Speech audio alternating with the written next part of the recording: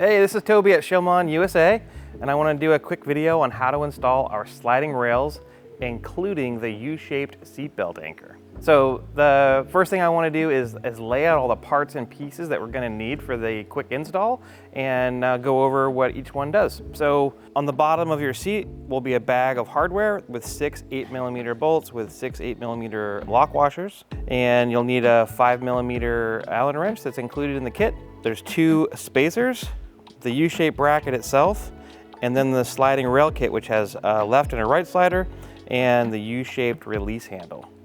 In addition, it's handy to have a soft face mallet and some leather cleaner / leatherette cleaner to clean up when we're done.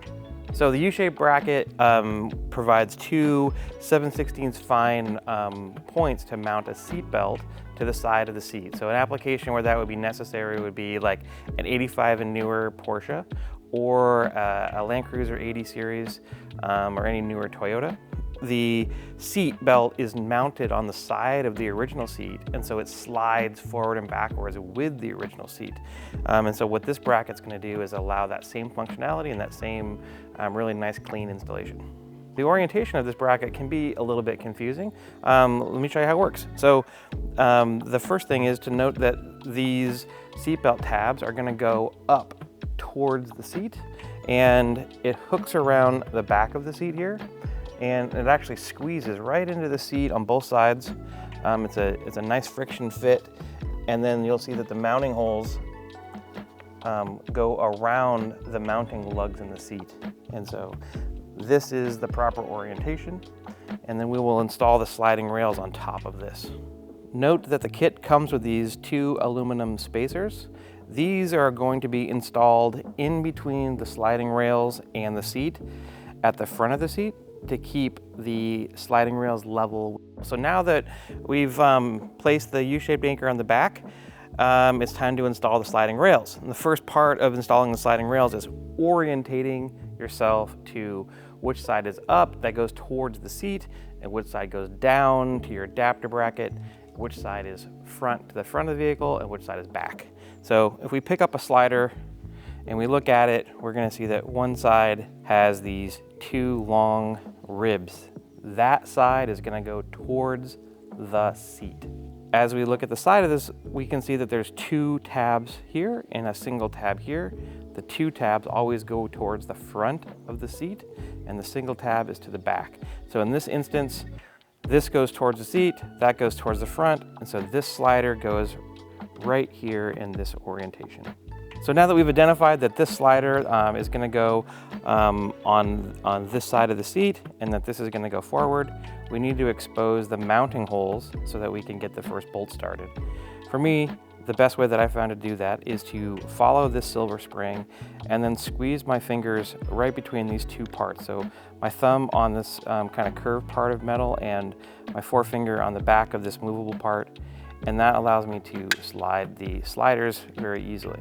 So I'm going to expose the front mounting hole. I've got the 8mm mounting bolt started in the hole. I'm holding it in place with my Allen wrench, and then we need to sandwich this spacer in the front. So I'll put that here. Gently start the bolt. We don't want to have any cross threading. We just want to have it go nice and square, and we'll start to tighten it up. And as we get up to the we don't want to fully tighten it all the way, because we need to leave a little bit of room this way so that as we start the rear bolts, nothing is fighting each other, and they can start all nice and easily. So we still have a little bit of play there, and I'm going to stop.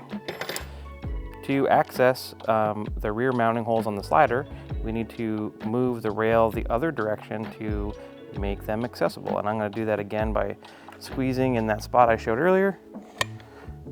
And now we can start the rear 2 bolts the same way, nice and easy. Again, don't tighten the bolt fully until you have both started. Once these are both started, we can actually tighten them fully. The next step is we're going to follow the same process, install the slider on the other side, install the release handle, and then most importantly, we're going to come back, move both sliding rails the other direction, and tighten up the front bolts.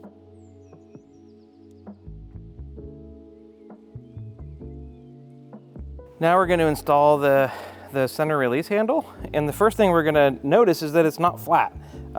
If we put it on a flat surface, we can see that there's a bend in the slider and the release handle that's built in, and that's very intentional. We want that bend to go away from the bottom of the seat so that we have more travel when we pull the lever. So it's gonna go like this.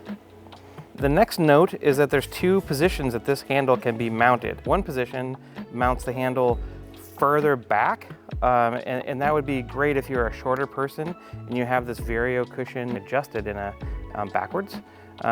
Or we can use the far hole, which will move the handle further towards the front of the seat, which would be great if you're a taller person and you want to have more access. In this instance, we are going to use the back hole, and so we're going to line up the back hole with this single pin on one side of the seat and put it in place, but not fully seat it. And then I'm going to come to the other side and gently bend the release handle and line it up in the same position. So now we can see that it's not fully seated in these front two prongs, and I'm going to use a mallet to gently put it in place like that, and then double check that our holes lined up here and moved a little bit, and then bring it home.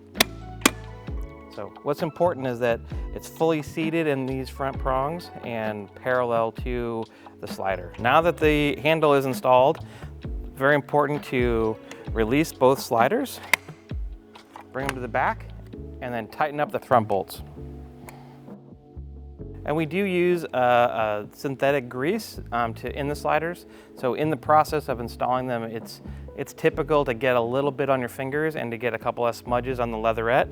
If that happens, use a clean cloth with a really high quality leather or leatherette cleaner. It doesn't take much, but just go around and make sure you didn't leave any smudges. Thanks for following along with me as I showed that process. If for any reason it wasn't clear, or you have any questions at all about a scheel-mann installation or a scheel-mann product, always feel free to reach out to info@scheel-mann.com or call the number on our website. We're really happy to chat about all of our products.